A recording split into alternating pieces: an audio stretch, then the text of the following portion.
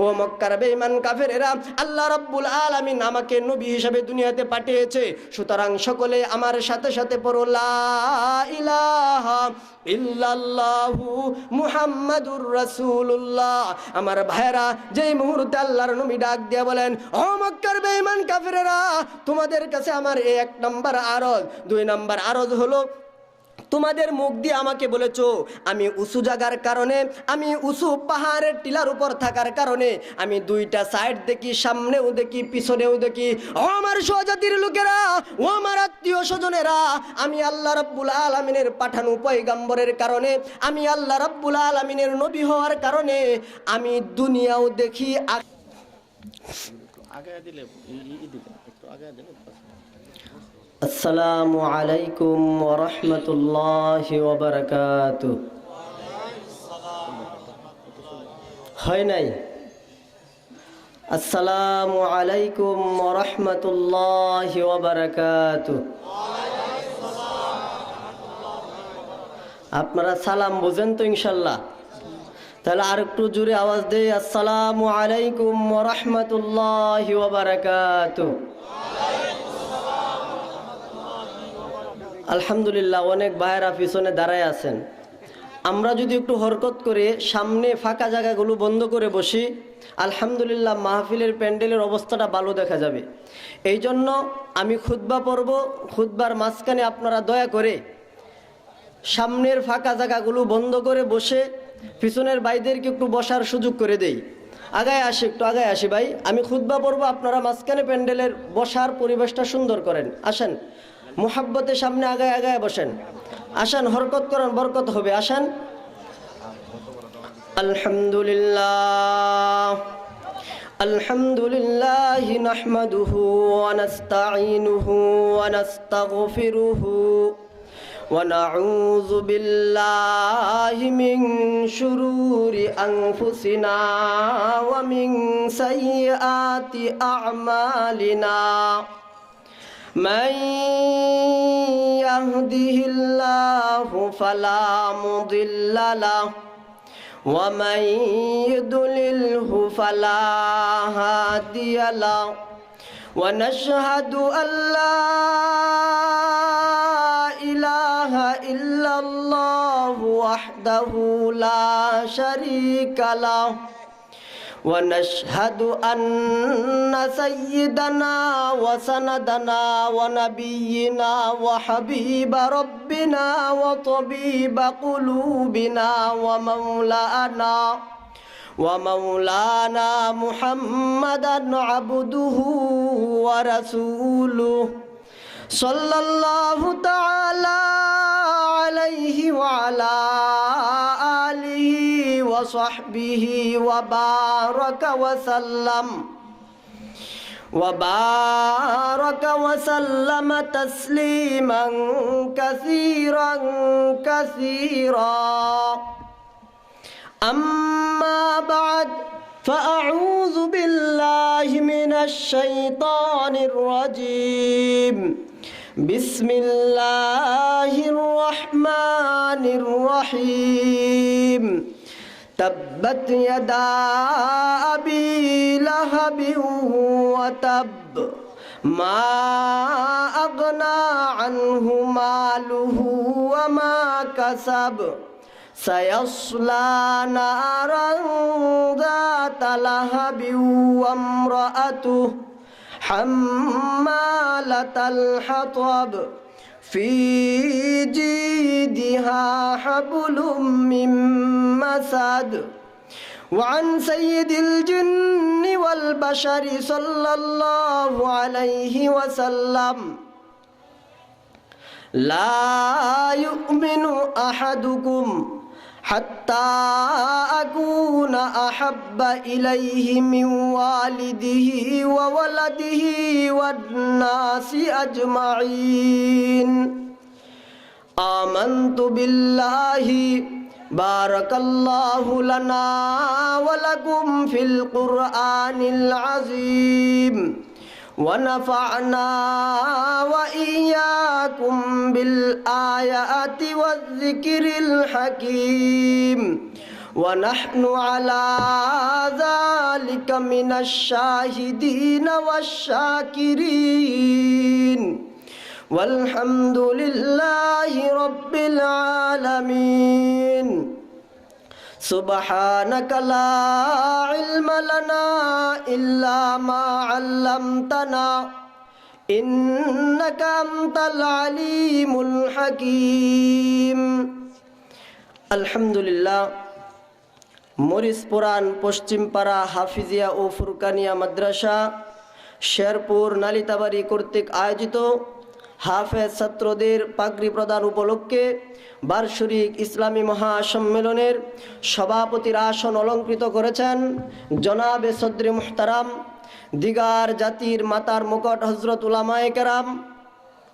প্রধান অতিথি বিশেষ অতিথি এলাকার ও নালিতাবাড়ি শেরপুরের নেতৃস্থানীয় ব্যক্তিবর্গ, সামনে রয়েছেন ইসলাম প্রিয়, ধর্মপ্রিয়, কোরআন প্রিয়, নবী প্রেমিক তাওহীদি জনতা, সাথে রয়েছেন পর্দার অন্তর আড়ালের অত্যন্ত শ্রদ্ধেয়া সম্মানিতা মা ও বোনেরা।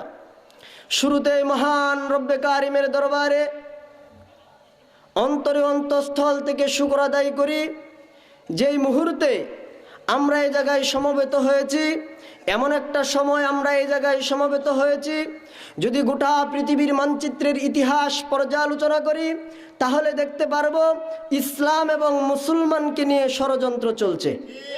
আর একটু জোরে বলেন।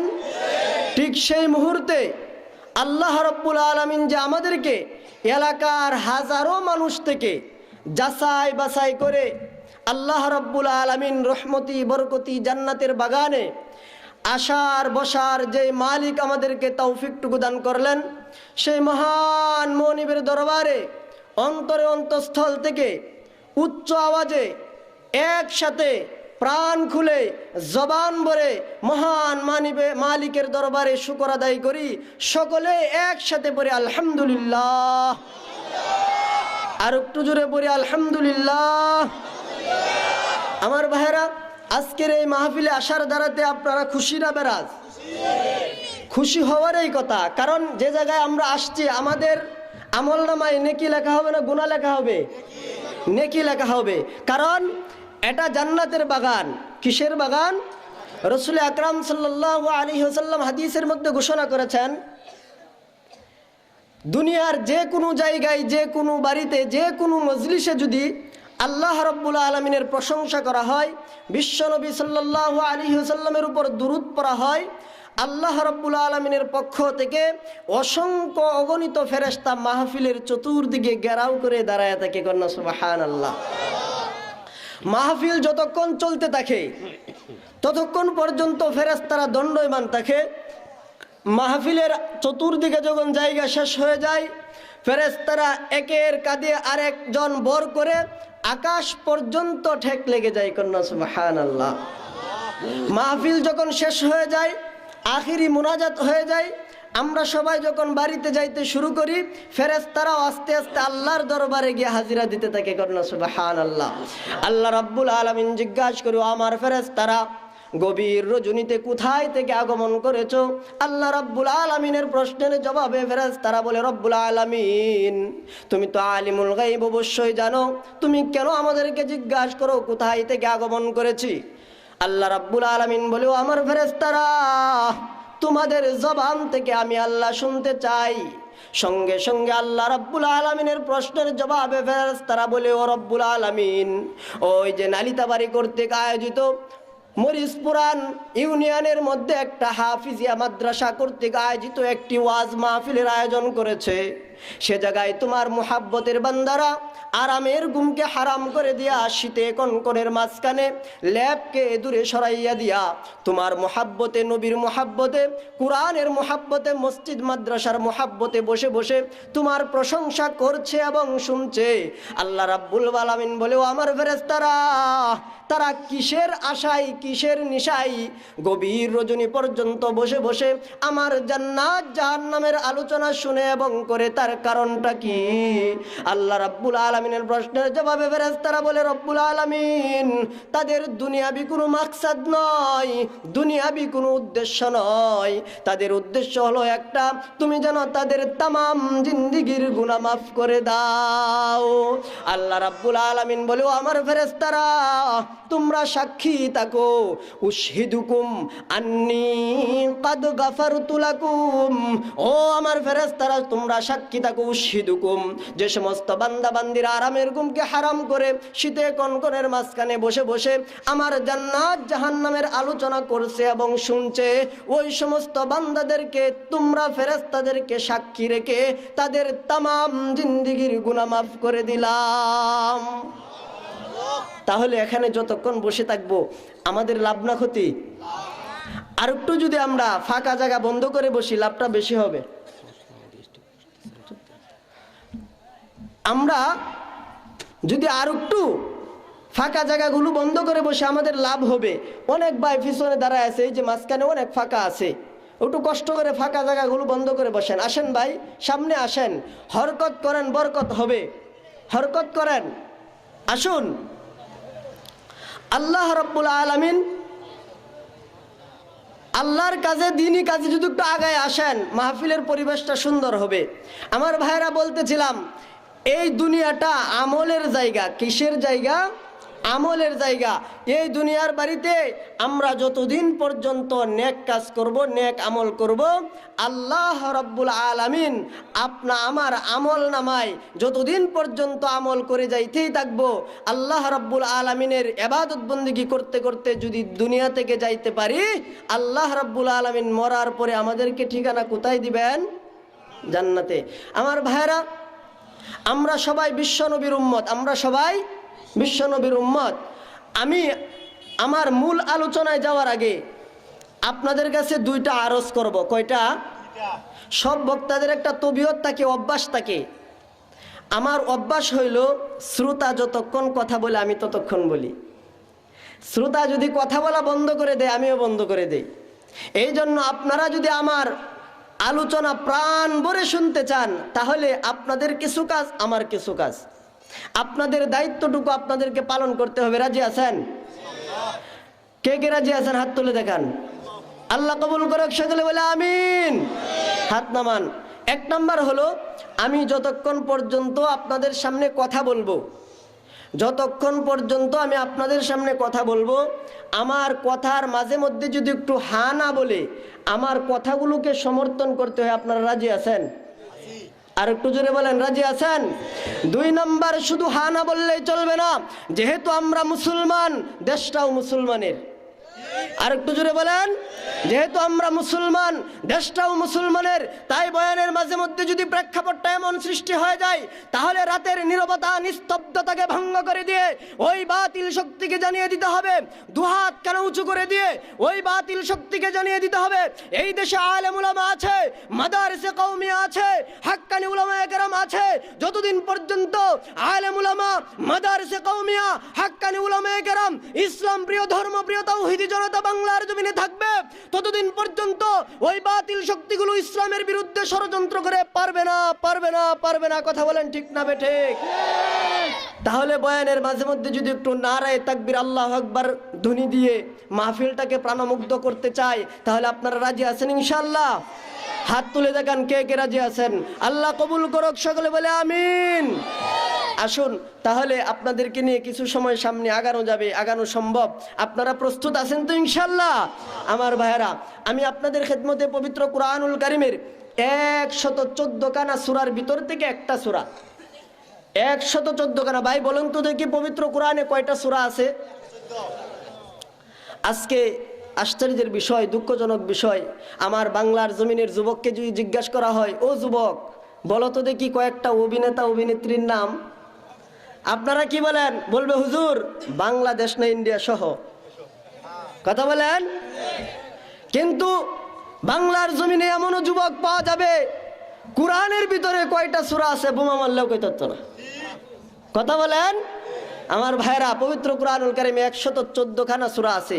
এর ভিতর থেকে এমন একটা সূরা আমি আপনাদের খেদমতে তেলাওয়াত করেছি, যেই সূরাটা আমার মনে হয় এখানে সকলেরই মুখস্থ থাকার কথা। সূরা লাহাব, তাব্বাত সূরা, যেই সূরা ছাড়া মুরব্বীরা যারা আমরা কোরআন শরীফ পড়তে পারি না, নামাজই হবে না। এমন একটা সূরা আমি পড়ছি, কারণ বক্তা যদি আলোচনা করে আর শ্রোতা যদি না বুঝে, আলোচনা বক্তা এবং শ্রোতা কোনো উপকারে আসবে না। এমন একটা সূরা আপনাদের দিকে তাকায় আমি তেলাওয়াত করেছি, যেই সূরাটা আমাদের সকলেরই জানা। আল্লাহ রাব্বুল আলামিন যেন আমাকে এই পবিত্র কুরআনুল কারীমের তাব্বাত সূরা, সূরা লাহাবটাকে সামনে রেখে বিশ্ব নবীজির অগণিত অসংখ্য হাদিসের ভান্ডার থেকে ছোট্ট একটা হাদিসের টুকরা তেলাওয়াত করেছি। আল্লাহ যেন আমাকে ইখলাসের সাথে বলবার, আপনাদের সবাইকে ইখলাসের সাথে সব শ্রবণ করে উভয়কে যেন আল্লাহ রাব্বুল আলামিন আমল করার তৌফিক দান করে, সকলে বলে আমিন।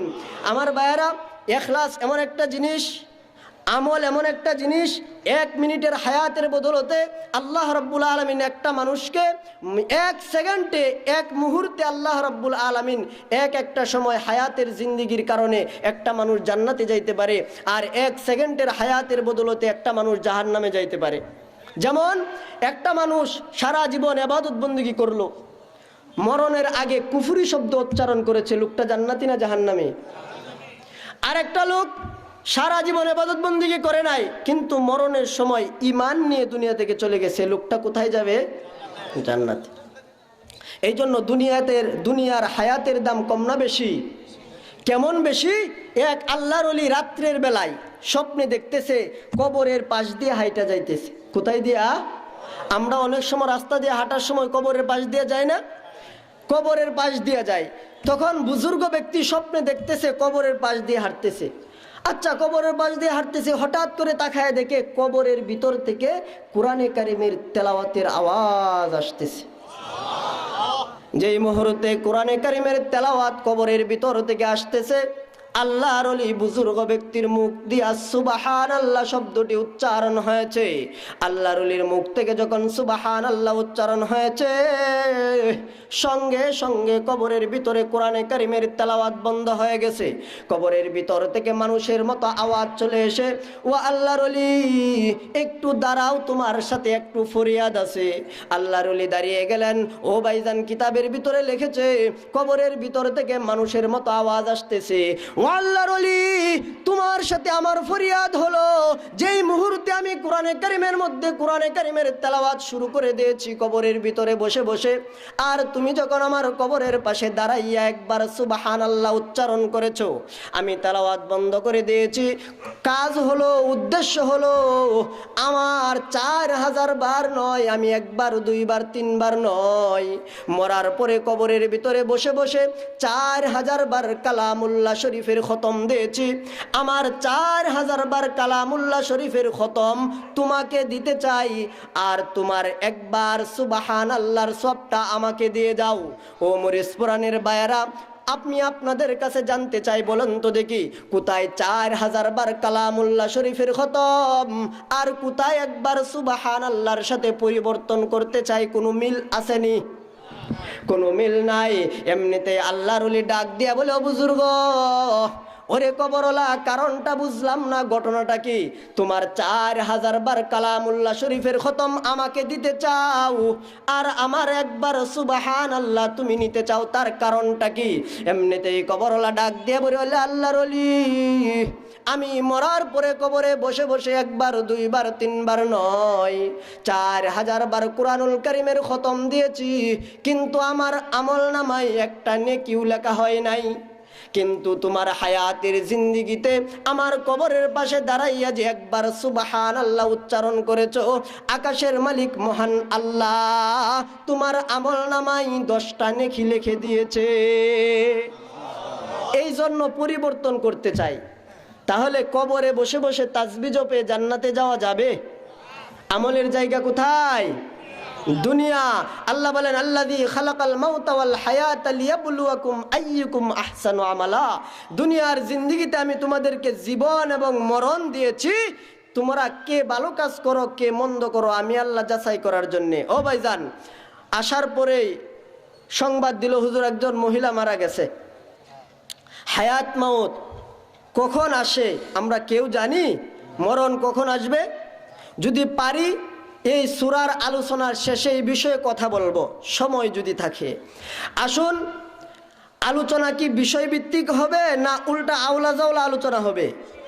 আমরা বিষয়ভিত্তিক আলোচনা করি। আমাদের সাথে মিডিয়া থাকে, আমাদের ওয়াজগুলো সারা বাংলাদেশ দেখে, ইন্ডিয়া ভারত সহ বিভিন্ন জায়গায় দেখে, বিভিন্ন জায়গায় প্রোগ্রাম করে এই ওয়াজগুলো দেখে। এই জন্য চেষ্টা করি যতক্ষণ সময় কথা বলবো বিষয়ের উপর বলার জন্যে। আসুন, আমি আপনাদের খেদমতে পবিত্র কুরআনুল কারীমের 14 খানা সূরার ভিতর থেকে 114 খানা সূরার ভিতর থেকে একটা সূরা, যেই সূরাটার নাম সূরা লাহাব। আমি আপনাদের কাছে জানতে চাই, কার কার এই তাব্বাত সূরাটা মুখস্থ আছে? হাত তুলে দেখান তো দেখি। মাশাআল্লাহ, আল্লাহ কবুল করুক, সকলে বলে আমিন। হাত নামান। মোটামুটি সবারই মুখস্থ, কারণ মুখস্থ থাকারই কথা এই ছোট সূরাটা। আমার ভাইরা, এই সূরাটাকে নিয়ে আলোচনা করব। আমার আজকের আলোচনার বিষয় দুইটা। কয়টা? আর একটু জোরে বলেন, কয়টা? এক নাম্বার হইল এই সূরাটার শানে নুজুল। শানে নুজুল মানে যেই ঘটনাকে কেন্দ্র করে আল্লাহ রাব্বুল আলামিন আলোচ্য সূরাটা নাজিল করেছেন, কি কারণে আল্লাহ সূরাটা নাজিল করছেন।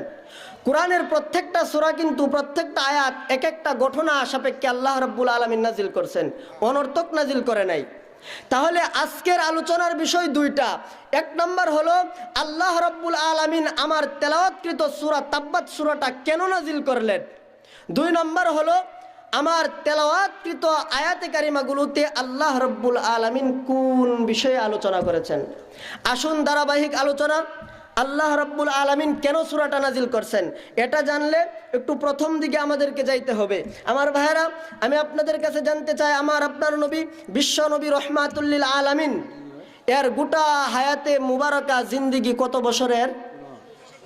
63 বছরের। আলহামদুলিল্লাহ, আমরা সবাই জানি 63 বছরের মধ্যে আবার দুই ভাগ।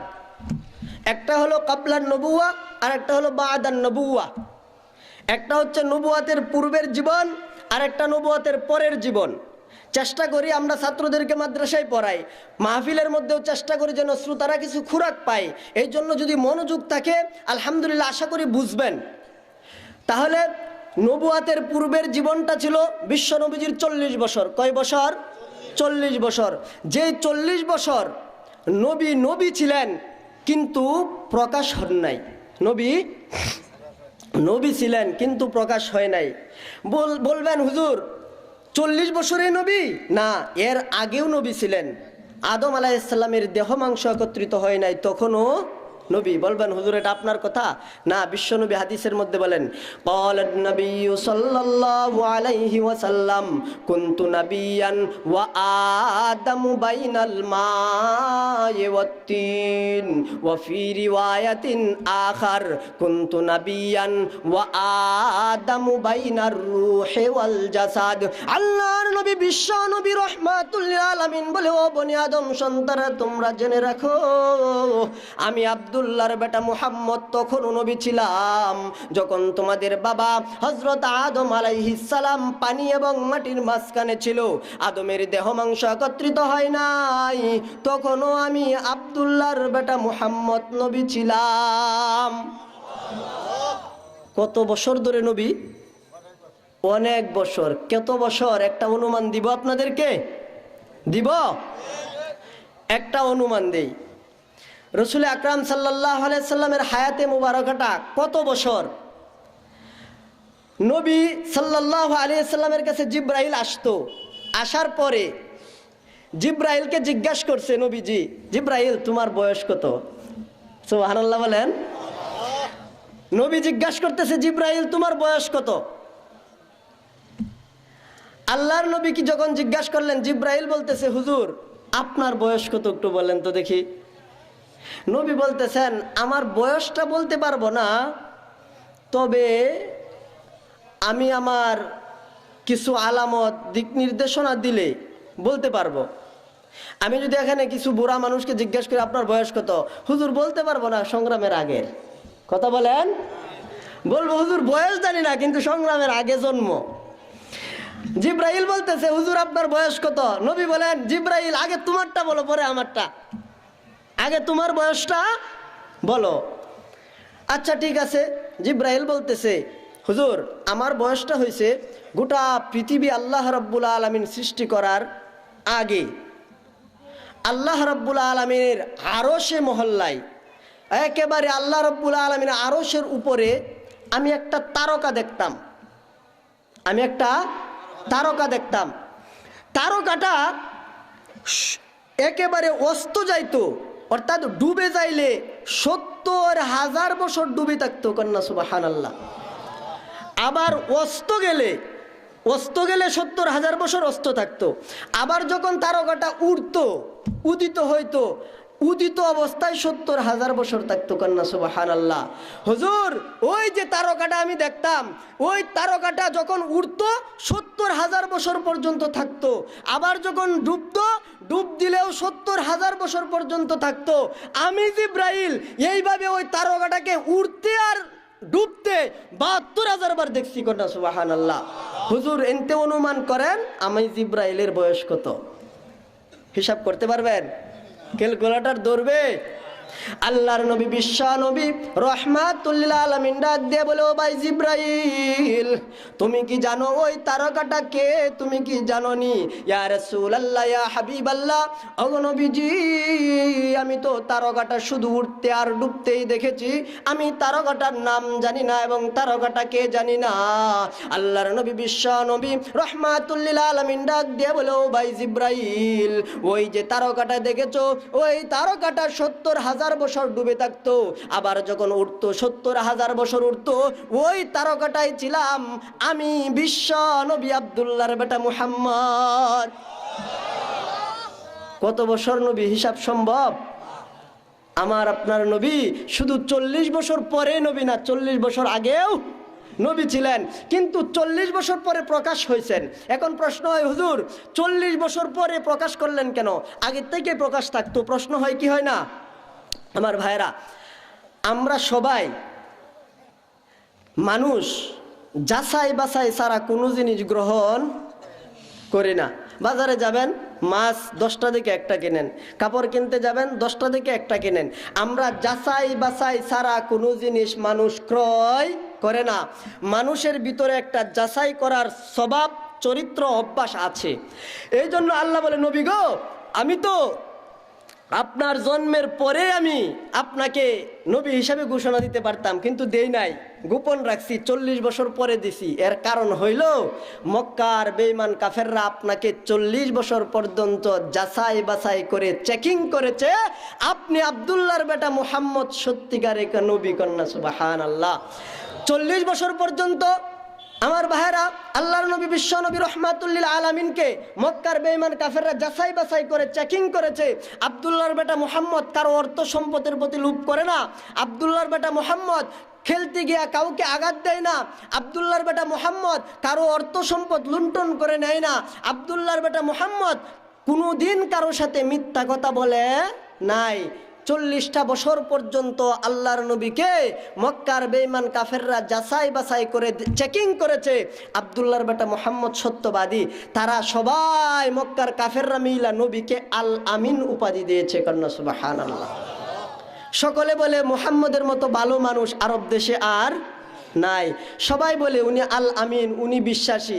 আমার ভাইরা ৪০ বছর পর্যন্ত যখন মক্কার বেঈমান কাফেররা নবীকে যাচাই বাছাই করেছে যে আব্দুল্লাহর বেটা মুহাম্মদ ভালো, উনি সত্যবাদী, উনি আমানতদারি, উনার মতো ভালো মানুষ আসমানের নিচে জমিনের উপরে গোটা আরব দেশের মধ্যে আর কেউ নাই। চেক করেছে বারবার। আল্লাহ বলতেছে, নবী গো ৪০টা বছর পর্যন্ত আপনাকে মক্কার মানুষগুলো চেকিং করেছে। সবাই এখন আপনাকে ভালো মানুষ হিসেবে জানে, সবাই আপনাকে আল আমিন হিসাবে জানে। সুতরাং এখন থেকে আর গোপন তাইকা লাভ নাই, এখন প্রকাশ্যে ওয়া আনজির আশিরাতাকাল আকরাবিন, এখন থেকে আপনি প্রকাশ্যে ইসলামের কাজ শুরু করে দেন। কন্যা সুবহানাল্লাহ। নবী গো আর গোপন তাইকা লাভ নাই। আপনারে সবাই চেকিং করেছে, যাচাই বাছাই করেছে, তারাই উপাধি দিয়েছে আপনি সত্যবাদী, আপনি আমানতদারী। এখন আর গোপন নয়, প্রকাশ্যে ইসলামের দাওয়াত দেওয়া শুরু করে দিন। মানুষের সামনে তুলে ধরুন লা ইলাহা ইল্লাল্লাহু মুহাম্মাদুর রাসূলুল্লাহ। আল্লাহর নবী, বিশ্ব নবী, রহমাতুল লিল আলামিনের উপরে হেরা গুহায় যখন কোরআনে কারীমের আয়াত নাজিল হয়েছে, এবার নবীজি আল্লাহর পক্ষ থেকে নবী হিসাবে 40 বছর একদিন হওয়ার পরে নবী হিসাবে দায়িত্ব পেয়ে গেছেন এবং প্রকাশ্যে ইসলামের দাওয়াত দেওয়া শুরু করে দিলেন। আল্লাহর নবী, বিশ্ব নবী, রহমাতুল লিল আলামিনের 40 বছর পর্যন্ত কোনো শত্রু মক্কা জমিনে ছিল না। 40 বছর পর্যন্ত কোনো দুশমন নাই, সবাই বন্ধু। 40 বছর একদিন হওয়ার পরে, ইসলামের দাওয়াত দেওয়ার পরে এখন দেখা যায় দুশমনের অভাব, আরো জোরে বলেন অভাব নাই। যে লোকটার 40 বছর কোনো দুশমনই নাই, এই লোকটার 40 বছর একদিন পরে দুশমনের অভাব নাই। আমার ভাইরা, দুশমনের অভাব নাই, আল্লাহর পক্ষ থেকে ঘোষণা আসছে। এখন আপনি প্রকাশ্যে ইসলামের দাওয়াত দেন। এই মাইক ছিল নবীর জামানায়, কোথায় দাওয়াত দিবে? উদ্দেশ্য হইল আপনি সাফা পাহাড়ের কাছে যান, গিয়া উঁচু টিলার উপর দাঁড়াইয়া আপনি আপনার ওয়ানজির আশিরাতাকাল আকরাবিন, নিকটাত্মীয়দেরকে ডাক দেন, ডাক কালেমার প্রচার শুরু করে দেন। আল্লাহর নবী, বিশ্ব নবী, রহমাতুল লিল আলামিন সাফা পাহাড়ের কাছে গিয়া সমস্ত গোত্রের নাম ধরে ধরে ডাকতেছেন, ও আমার গোত্রের লোকেরা, ও আমার স্বজাতির লোকেরা, ও মক্কার বেঈমান কাফেরেরা, ও আমার নিকট আত্মীয় লোকেরা, আমি আব্দুল্লাহর বেটা মুহাম্মদ সাফা পাহাড়ের কাছে জমায়েত হয়েছি। তোমাদেরকে আমি আহ্বান করলাম, তোমরা জলদি করে সাফা পাহাড়ের কাছে আগমন করো। আমি তোমাদেরকে একটা সত্যিকারে একটা বাণী শোনাবো। আমার বারা, মক্কার ভিতরে আব্দুল্লাহর বেটা মুহাম্মদের মতো কোনো লোক, ভালো মানুষ আর মক্কা নগরীতে ছিল না। যে মুহূর্তে সাফা পাহাড়ের কাছে দাঁড়াইয়া আল্লাহর নবী, বিশ্ব নবী, রহমাতুল লিল আলামিন ঘোষণা দিয়েছে, ও মক্কার বেঈমান কাফেরেরা, ও আমার স্বজাতির লোকেরা, ও আমার আত্মীয় স্বজনেরা, জলদি করে তোমরা জমায়েত হয়ে যাও। আমার ভাইয়েরা, নবীর আওয়াজ শুনে মক্কার অলি গলি দিয়া সমস্ত মক্কার বেঈমান কাফেরগুলো, পুরুষ নারী মিলে, সবাই ছেলে মেয়ে সবাই মিলে নবীজির ডাকে সাড়া দিয়ে আনন্দে আত্মহারা হইয়া সাফা পাহাড়ের দিকে আসতেছে। আনন্দে আত্মহারা কেন? মুহাম্মদ একজন ভালো মানুষ, মুহাম্মদের মতো ভালো মানুষ আর মক্কা নগরীতে নাই। মুহাম্মদ আমাদেরকে আজকে পাহাড়ের কাছে জমায়েত হওয়ার জন্য ডেকেছে। আশা করা যায় তিনি একটা সত্য কথা আমাদেরকে শোনাবেন। কথা বলেন ঠিক কিনা? সকলে আনন্দে আত্মহারা হইয়া সাফা পাহাড়ের কাছে আগমন করেছে, জমায়েত হয়েছে। আল্লাহর নবী, বিশ্ব নবী, রহমাতুল লিল আলামিন সাফা পাহাড়ের উপর দাঁড়াইয়া ডাক দিয়া বলে, ও আমার স্বজাতির লোকেরা, ও আমার গোষ্ঠীর লোকেরা, ও আমার মক্কার বেঈমান কাফেরেরা, আমি যদি তোমাদেরকে এই মুহূর্তে বলি, পাহাড়ের পিছনে একদল সৈন্যবাহিনী আছে, একদল হামলাকারী আছে, তোমাদের উপর কিছুক্ষণ পরে সেই শত্রু বাহিনী হামলা করবে, তোমরা কি আমার সেই কথাটা বিশ্বাস করবানি? ও ভাইজান, কাফেররা নবীকে এমন বিশ্বাস করতো, সঙ্গে সঙ্গে জবাব দেয়, ও মুহাম্মদ। তখন নবীও বলে না, রাসূলও বলে না, কারণ তখন তো তারা নবী হিসাবে তারা মানে নাই। ডাক দিয়ে বলে, ও মুহাম্মদ, তুমি যদি বলো ওই পাহাড়ের পাদদেশে, ওই পাহাড়ের পিছনে একদল সৈন্যবাহিনী আছে, অবশ্যই আমরা বিশ্বাস করব। আল্লাহর নবী, বিশ্ব নবী, রহমাতুল লিল আলামিন ডাক দিয়া প্রশ্ন করে, ও আমার স্বজাতির লোকেরা, আমার কথা তোমরা কেন বিশ্বাস করবা? মক্কার বেঈমান কাফেররা বলে, কেন বিশ্বাস করব না? তুমি 40 বছর পর্যন্ত আমাদের সাথে একসাথে ওঠা বসা করেছ, 40 বছর কোনোদিন তুমি মিথ্যা কথা বলো নাই, 40 বছর পর্যন্ত তুমি খেলতে গিয়া কাউকে আঘাত দেও নাই, 40 বছর পর্যন্ত তুমি কারো অর্থ সম্পদ লুণ্ঠন করে খাও নাই, কারো আমানতের খেয়ানত করো নাই। ও আব্দুল্লাহর বেটা মুহাম্মদ, তোমাকে আমরা 40 বছর যা দেখেছি, তোমার মতো ভালো মানুষ মক্কা নগরীতে আর নাই। আমরা সারাদিন যা কিছু করি, রাত্রের বেলায় তোমার কাছে আইসা টাকা পয়সা আমানত রাখি। আমাদের বিশ্বাস আছে তুমি একজন নিঃসন্দেহে ভালো মানুষ। এই জন্য তুমি যদি বলো পাহাড়ের ওই পাশে একদল সৈন্যবাহিনী বাহিনী আছে, কিছুক্ষণ পরে আমাদের কাছে আইসা আক্রমণ করবে, অবশ্যই মানব। আল্লাহর নবী বিশ্ব নবী রহমাতুল্লাহ আলামিন বলে তার কারণ কি? কারণ হইল দুইটা। এক নাম্বার কারণ তোমার কথা মানব, 40 বছর তুমি দিন কোনো মিথ্যা কথা বলো নাই। 2 নাম্বার কারণ হলো তুমি আমাদের চাইতে একটু উঁচু জায়গায় আছো, পাহাড়ের টিলার মধ্যে আছো, তুমি সামনেও দেখো পিছনেও দেখো, তুমি দুইটা সাইড দেখো, সামনেও দেখো পিছনেও দেখো। ও মুহাম্মদ, তুমি আমাদের চাইতে একটু উঁচু জায়গার থাকার কারণে সামনেও দেখো পিছনেও দেখো, কারণ পিছনে তো আমরা দেখি না। যদি তুমি বলো পিছনে একদল হামলাকারী আছে, আমাদের উপর হামলা করবে, তাহলে অবশ্যই বিশ্বাস করব। আমার ভাইয়ার, আল্লাহর নবী বিশ্ব নবী রহমাতুল লিল আলামিন তাফসীরের কিতাবের ভিতরে মুফাসসিরিনে কেরাম উল্লেখ করে দিয়েছে, সঙ্গে সঙ্গে ডাক দিয়া বলে, ও আমার গোষ্ঠীর লোকেরা, ও আমার স্বজাতির লোকেরা, আমি আব্দুল্লাহর বেটা মুহাম্মদ, তোমরাই তোমাদের মুখ দিয়ে আমাকে সার্টিফিকেট দিয়েছো আমি সত্যবাদী। আমি নিজে তোমাদের কাছ থেকে জুরে বের করাই নাই, তোমরাই সার্টিফিকেট দিয়েছো আমি আল আমিন। আজকেও তোমাদেরকে এই জায়গায় দাঁড়াইয়া যেই কথাটা বলবো, ওই কথাটাও মিথ্যা বলবো না, ওই কথাটাও সত্য বলবো। ও আমার স্বজাতির লোকেরা, ও আমার আত্মীয় স্বজনেরা, আমি এই মুহূর্তে তোমাদের কাছে যেই কথাটা বলবো এটাও মিথ্যা বলবো না। আমি এই মুহূর্তে তোমাদের সামনে ঘোষণা দিলাম, আমি আব্দুল্লাহর বেটা মুহাম্মদকে মহান আল্লাহ নবী বানাইয়া দুনিয়াতে পাঠাইছেন। আমার ভাইরা, আল্লাহর নবী বিশ্ব নবী, ও মক্কার বেঈমান কাফেরেরা, আল্লাহ রাব্বুল আলামিন আমাকে নবী হিসেবে দুনিয়াতে পাঠিয়েছে। সুতরাং সকলে আমার সাথে সাথে পড়ো, লা ইলাহা ইল্লাল্লাহু মুহাম্মাদুর রাসূলুল্লাহ।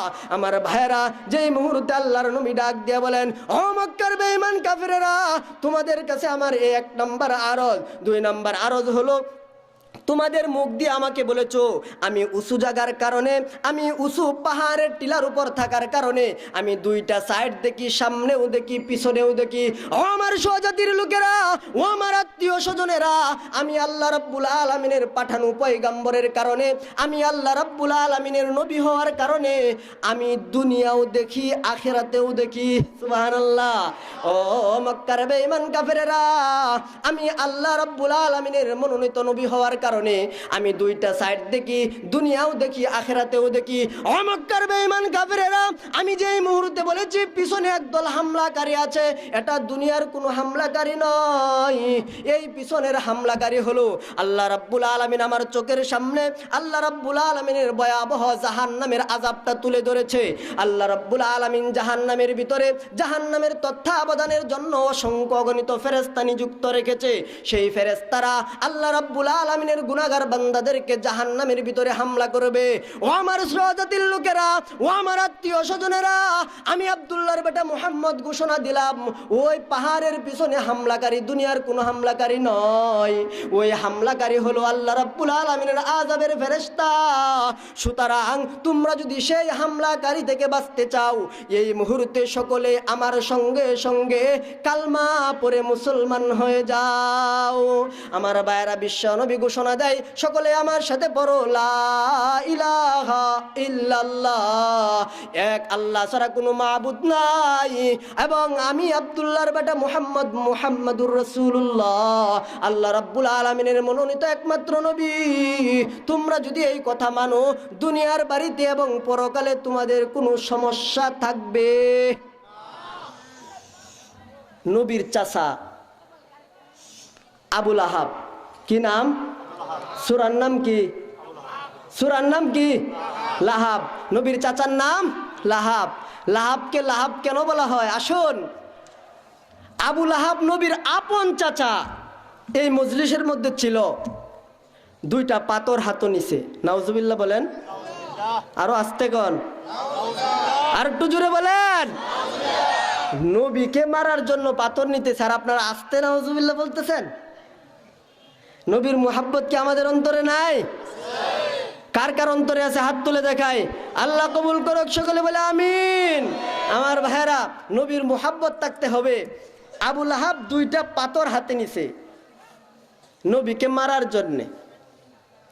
2টা পাথর হাতে নিয়ে বলতেছে, ও বাতিজা, তুমি নাকি সত্যিকারে নবী আল্লাহ পাঠাইছে, 360টা মূর্তির পূজা করি, সব কিছুর সমাধান পাই না, আর একজনকে মারলেই সব কিছুর সমাধান হয়ে যাবে, এটা কেমন যুক্তি কন্যা? নাউজুবিল্লাহ। 360টা মূর্তির ইবাদত করি কিন্তু সমাধান খুঁজে পাই না। আর তুমি আমার বাতিদা, তুমি বলো একজনকে মানলেই সব কিছুর সমাধান হয়ে যাবে। কই পাইছো? কোথায় পাইছো? আল্লাহর নবী বিশ্ব নবী রহমাতুল লিল আলামিন ডাক দিয়া বলে, ও চাচা, আমি আব্দুল্লাহর বেটা মুহাম্মদ ঘোষণা দিলাম, আপনি যদি এক আল্লাহকে মানতে পারেন আর আমি আপনার বাতিজাকে যদি নবী হিসাবে মানতে পারেন, আল্লাহর নবী বলেন তুফলিহুন, তাহলে দুনিয়া ও আখিরাতে সফল কাম হয়ে যাবে। আমার ভাইরা, সঙ্গে সঙ্গে আবুল আহাব 2টা পাথর হাতে নিয়েছে নবীকে মারার জন্যে। সমস্ত মানুষ লুকের কারণ সাফা পাহাড়ের কাছে। আল্লাহর নবীর আপন চাচা, ও ভাইজান, নিজের আপন মানুষ যদি শত্রু হয়, এর চেয়ে দুঃখ আর নাই। আরে অন্য মানুষ শত্রু হইতো, চাচা তো নিজের চাচা। তুমি সত্যিকারে নবী? বাপ দাদার ধর্ম ত্যাগ করে তুমি নবী দাবি করছো? চেকিং করেছে, আবু জাহেল আসছে, আয়সা বলতেছে, বাতিদা তুমি কি সত্যিকারে নবী? হ্যাঁ সত্যিকারে নবী। প্রমাণ কি? আপনার চাচা কি দেখতে চান? কাছে বলো তো, ওই যে পাহাড়ের কাছে যে গাছগুলা দেখা যায়, এই গাছগুলা যদি বলে তুমি আব্দুল্লাহর বেটা মুহাম্মদ নবী, তাহলে আমি বিশ্বাস করব। চাচা, গাছগুলা যদি বলে তাহলে কি আপনি ঈমান আনবেন? হ্যাঁ ঈমান আনবো, মুসলমান হয়ে যাব, তোমার ধর্ম গ্রহণ করবো। বলে, চাচা ওই গাছগুলা কি ওই জায়গার থেকে সাক্ষী দিলে হবে না আপনার কাছে আইসা দিলে হবে? সুবহানাল্লাহ। ও বাতিজা, কাছে আসে দিলে তো আলহামদুলিল্লাহ আরো ভালো হয়। আল্লাহর নবী বিশ্ব নবী রহমাতুল লিল আলামিন হাতের শাহাদত আঙ্গুল দ্বারা ইশারা করেছেন। কিতাবের ভিতরে লিখেছে, গাছ মাটি সহ নবীর দরবারে হাজির হয়েছে। হাজির হইয়া গাছের জবান আল্লাহ রাব্বুল আলামিন খুলে দিয়েছে। গাছ সঙ্গে সঙ্গে জবান খুলে পড়ে লা ইলাহা ইল্লাল্লাহু মুহাম্মাদুর রাসূলুল্লাহ। গাছে যেই মুহূর্তে সাক্ষী দেয়, আবু জাহেল শ্রবণ করে বলে, বাতিজা এটা তো একটা জাদু। কন্না নাউজুবিল্লাহ। খাতামাল্লাহু আলা কুলুবিহিম ওয়া আলা সামিইহিম ওয়া আলা আবসারিহিম। অন্তরের ভিতরে আল্লাহ মোহর মারছে। বাতিজা এটা তো জাদু। কতক্ষণ পরে ঘুরে ঘুরে আসছে, আয়সা বলতেছে, বাতিজা বলো তো দেখি আমার হাতের মুঠে কি আছে? আচ্ছা গো, আপনি যদি বাড়ির থেকে আয়সা বলেন, হুজুর কোন আমার মুঠে কি আছে, আমি বলতে পারবো? হ্যাঁ ভাই, পিছনের বাইরে কথা বলে না কেন? বলতে পারবো? আহা, আজীব কথা নিয়ে আসছে। বলতেছে, বাতিজা বলো দেখি আমার মুঠে কি আছে, যদি বলতে পারো আমি মুসলমান হব, তোমার ধর্ম গ্রহণ করব। আরবের মক্কার বেঈমান কাফেররা যে নবীকে যাচাই বাছাই করছে, 2টা উদাহরণ তো দিচ্ছি। রাগ হতেছেন? রাগ হবেন না তো ইনশাল্লাহ। আল্লাহর নবী বলতেছে, চাচা আপনার হাতের মুঠে কি আছে এটা যদি আমি না বলে যেইটা আছে ওইটাই যদি বইলে দে কেমন? সুবহানাল্লাহ কোন। হ্যাঁ বাতিজা, এটা হলে তো আরো ভালো। আল্লাহর নবী বিশ্ব নবী রহমাতুল লিল আলামিন হাতের শাহাদত আঙ্গুল দ্বারা ইশারা করেছেন, ও হাতের মুঠে যে জিনিস রয়েছে, আমার চাচার মুঠের ভিতরে যেই জিনিস রয়েছে, আমি আল্লাহর পক্ষ থেকে জমিনের উপর মনোনীত নবী, আমার পরে আর কোন নবী বাংলার জমিনে কেন গোটা পৃথিবীতে আর আগমন করবে না, আমার পরে আর কোনো নবী আসবে না। আমি আব্দুল্লাহর বেটা মুহাম্মদ আঙ্গুল দ্বারাতে ইশারা করলাম, যদি তুমি আল্লাহর হুকুমে হয়ে থাকো, আল্লাহর মাখলুক হয়ে থাকো, আল্লাহর তৈয়ারীকৃত বস্তু হয়ে থাকো, তাহলে তুমি হাতের মুঠে যা আসো তুমি সঙ্গে সঙ্গে আমার সাক্ষ্য দান করো। আমার ভাইরা, কিতাবের ভিতরে লেগেছে, সঙ্গে সঙ্গে আবু জাহেলের হাতের মুঠে কয়েকটা পাথরের জবান আল্লাহ রাব্বুল আলামিন খুলে দিয়েছেন। পাথরের জবান খুলে দিয়ে পাথর মুইটের ভিতরে তাই খাই বলতেছে, ও আবু জাহেল, আমি এই মুহূর্তে আমি পাথরও সাক্ষী দিলাম তোমার বাতিজা একেবারে সত্যিকারে নবী, আমিও মুসলমান হয়ে গেলাম, আমিও কালমা পড়লাম, আমিও নবীর সাক্ষী দিলাম, লা ইলাহা ইল্লাল্লাহু মুহাম্মাদুর রাসূলুল্লাহ। বাতিজা খুব আজীব জিনিস তো, জাদু তো খুব কঠিনভাবে শিখছ। আমার ভাইয়েরা, এগুলো ঘটনা বললে মূল আলোচনায় যাওয়া যাবে না। তাহলে আবু লাহাব পাতের ভিতরে কি নিছে? পাথর, হাতে পাথর নিছে। বলতেছে 360টা মূর্তির পূজা করি, সমাধান পাই না, আর তুমি বলো একজনকে মারলে সমাধান হবে, এটা কেমন যুক্তি? আবুল আহাব নবীর আপন চাচা, পাথর নিয়েছে মারার জন্য, দুঃখ থইবার কোনো জায়গা নাই। আপন মানুষ যদি আমাকে কষ্ট দেয়, আপন মানুষ যদি বিরোধিতা করে, বিরুদ্ধাচারণ করে, তাহলে এর মতো কষ্ট আর হতে পারে না।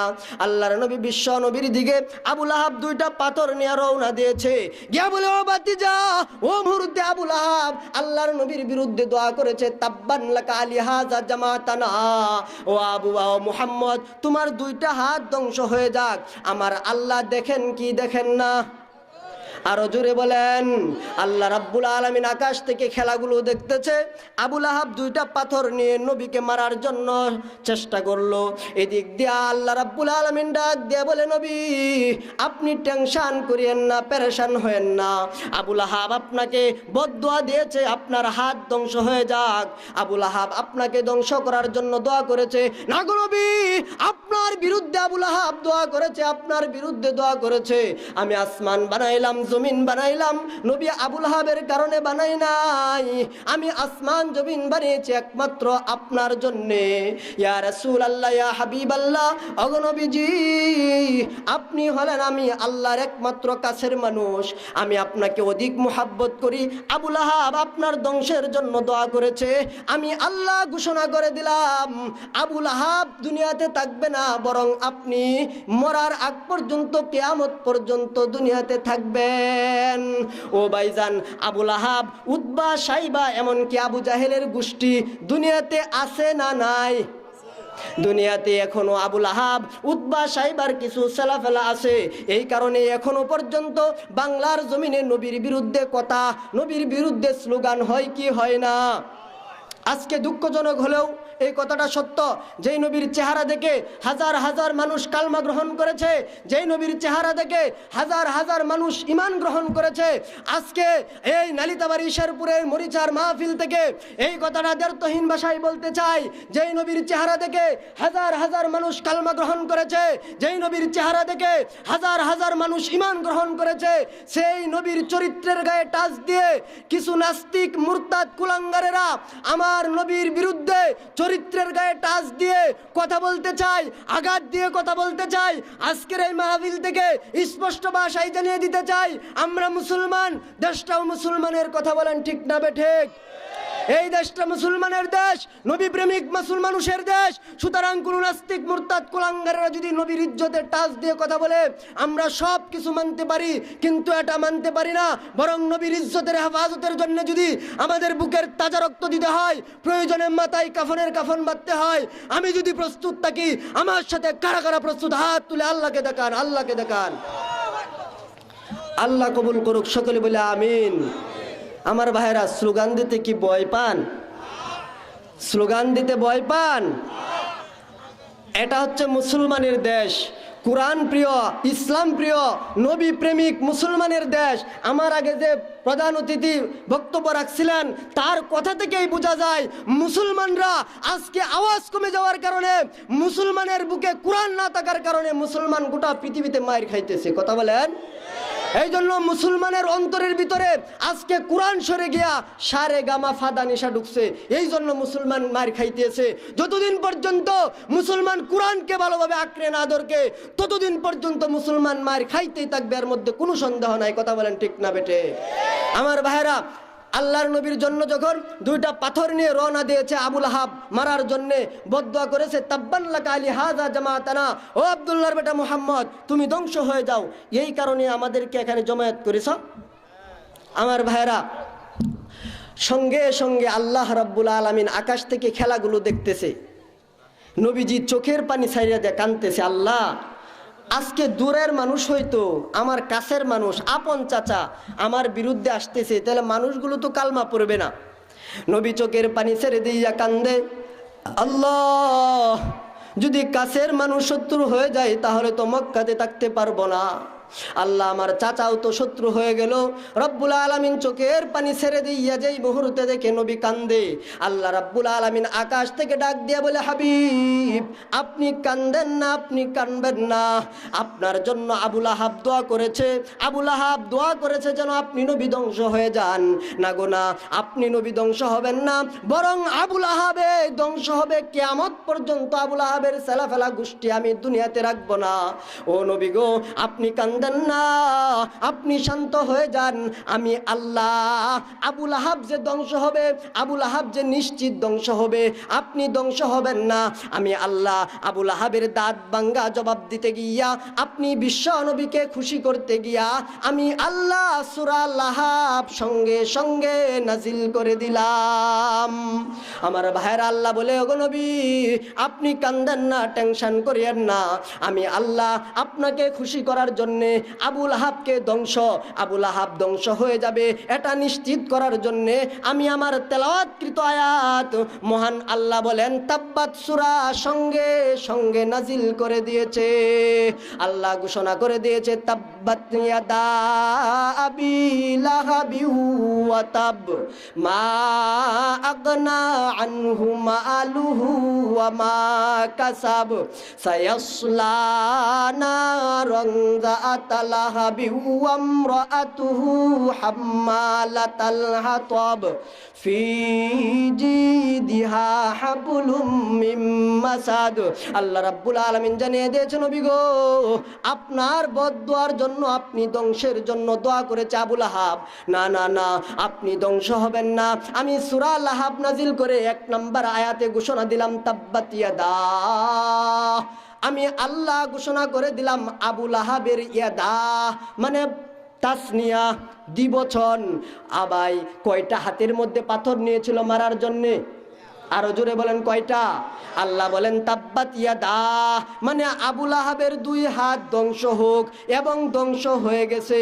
আমার ভাইরা, আল্লাহর নবী বিশ্ব নবী চোখের পানি ছেড়ে দিয়া কান্দে, রব্বুল আলামিন আমার আপন মানুষ শত্রু হয়ে গেছে। আল্লাহ নবীকে সান্ত্বনা দেওয়ার জন্য সূরা লাহাব নাজিল করে জানায় দিয়েছেন, ওগো নবী আপনি ধ্বংস হবেন না, আবু লাহাব ধ্বংস হবে। তাব্বাত ইয়াদা আবি লাহাবি ওয়া তাব, ওগো নবী আপনার চাচা আবু লাহাবের 2 হাত ধ্বংস হোক, এবং হয়ে গেছে। আমার ভাইয়েরা, সাফা পাহাড় থেকে সমস্ত মানুষগুলো কোরআনে কারিমের তেলাওয়াত যখন নাজিল হয়েছে, সূরা লাহাব যখন নাজিল হয়েছে, মানুষগুলো পাহাড়ের কাছ থেকে মক্কার অলিগলি দিয়া বাড়িতে ঢুকতেছে। আমার ভাইয়েরা, নবীজিও মক্কার দিকে রওনা দিয়েছে। এদিক দিয়া আবু লাহাবের স্ত্রী কিতাবের ভিতরে লিখেছে, নাম হলো উম্মে জামিল। কি? আবু লাহাবের স্ত্রীর নাম কি? উম্মে জামিল। মুফাসসিরিনে কেরাম বলেন, উম্মে জামিলের কানের ভিতরে সংবাদ পৌঁছে গিয়েছে মুহাম্মাদের আল্লাহ তার স্বামীর বিরুদ্ধে, তার স্বামী ধ্বংস নিশ্চিত। আল্লাহ রাব্বুল আলামিন কোরআনে কারিমের আয়াত নাজিল করে দিয়েছে, কোরআনে কারিমে সূরা লাহাব নাজিল করে দিয়েছে। আবু লাহাবের স্ত্রী রাগে রাগান্বিত হয়েছে। যেমন খারাপ পুরুষ, যেমন খারাপ বেডা, এমন খারাপ তার বেডি। কথা বলেন ঠিক কিনা? যেমন খারাপ স্বামী, এমন খারাপ তার স্ত্রী। উম্মে জামিলও মাথা ঠিক নাই। আমার স্বামীকে ধ্বংসের জন্য মুহাম্মদের আল্লাহ কোরআনে কারিমে সূরা নাজিল করেছে। না, আমি উম্মে জামিল আর ঘরে বসে থাকতে পারি না, কারণ আমিও তো মক্কার মধ্যে একজন নেত্রী। কথা বলেন ঠিক কিনা?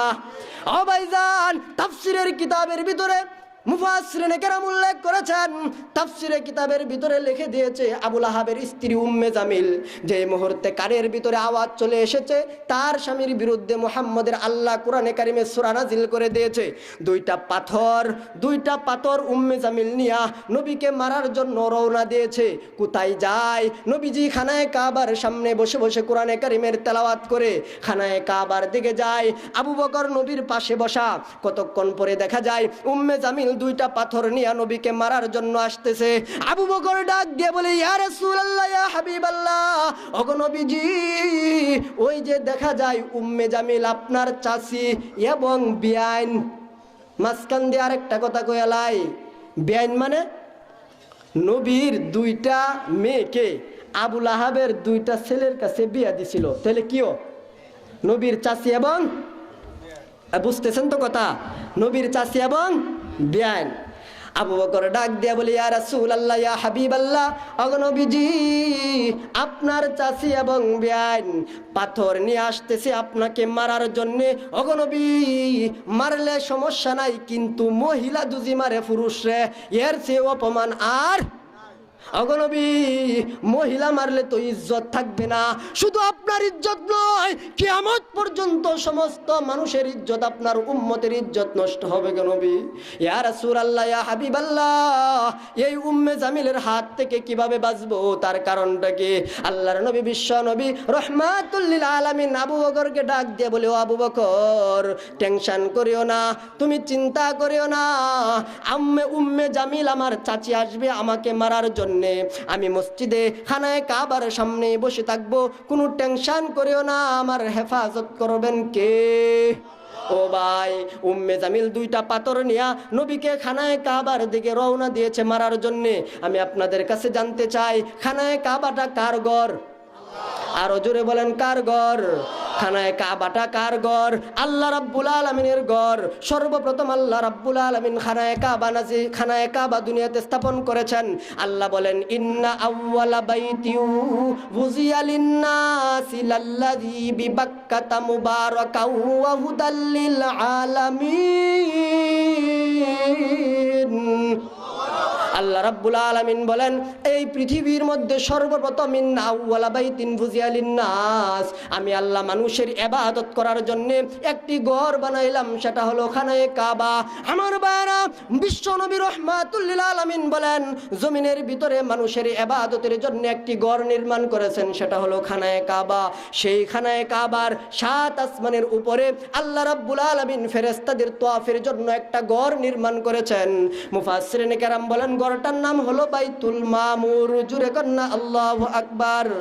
আমার ভাইরা, আল্লাহ রাব্বুল আলামিন 7 আসমানের উপর ফেরেশতাদের তওয়াফের জন্য একটা ঘর বানাইছেন, ঘর নির্মাণ করেছেন, ঘরটার নাম হলো বাইতুল মামুর।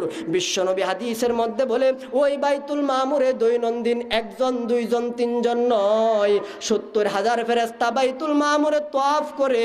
70,000 ফেরেশতা যখন বাইতুল মামুরে তওয়াফ করে, ওই বাইতুল মামুরে 70,000 ফেরেশতা তওয়াফ করে যখন একবার বের হয়, বিশ্বনবী হাদিসের মধ্যে বলে, কিয়ামতের আগ পর্যন্ত ফেরেশতাদের বীরের কারণে দ্বিতীয়বার তওয়াফ করার সুযোগ হবে না। ঠিক সেই 7 আসমানের উপরে ফেরেশতাদের তওয়াফের জন্য একটা ঘর বানাইছেন, ঠিক তেমনি ভাবে 7 জমিনের উপরে আল্লাহ রাব্বুল আলামিন মানুষের ইবাদতের জন্য বুজিয়া লিন-নাস একটি ঘর বানাইছেন, ঘরটার নাম কি? খানায়ে কাবা। ও ভাইজান, আমার দিকে তাকান, আল্লাহ রাব্বুল আলামিন একটি ঘর নির্মাণ করেছেন, সেটা খানায়ে কাবা। নবীজি বিশ্ব নবী রহমাতুল লিল আলামিন খানায়ে কাবার সামনে বসে বসে কোরআনে কারিমের তেলাওয়াত করে, আবু লাহাবের স্ত্রী উম্মে জামিল পাথর নিয়ে আসতেছে নবীকে মারার জন্য। আমার ভাইরা, যেই মুহূর্তে কাছাকাছি চলে এসেছে, সঙ্গে সঙ্গে আবু বকর ডাক দিয়ে বলে, হুজুর, এই তো আবু লাহাবের স্ত্রী উম্মে জামিল কাছে চলে এসেছে আপনাকে মারার জন্য। আল্লাহর নবী বিশ্ব নবী রহমাতুল লিল আলামিন নামাজের মধ্যে দাঁড়াইয়া কোরআনে কারিমের তেলাওয়াত শুরু করে দিয়েছে। মুহাম্মদ, তাব্বান লাকা লিহাযা জামাতানা, ও মুহাম্মদ, এই বুঝি তুমি আমাদেরকে জমায়েত করেছো? তাব্বান লাকা লিহাযা জামাতানা, এই কারণে কি তুমি রহমাতুল লিল আলামিন ঘোষণা করেছে?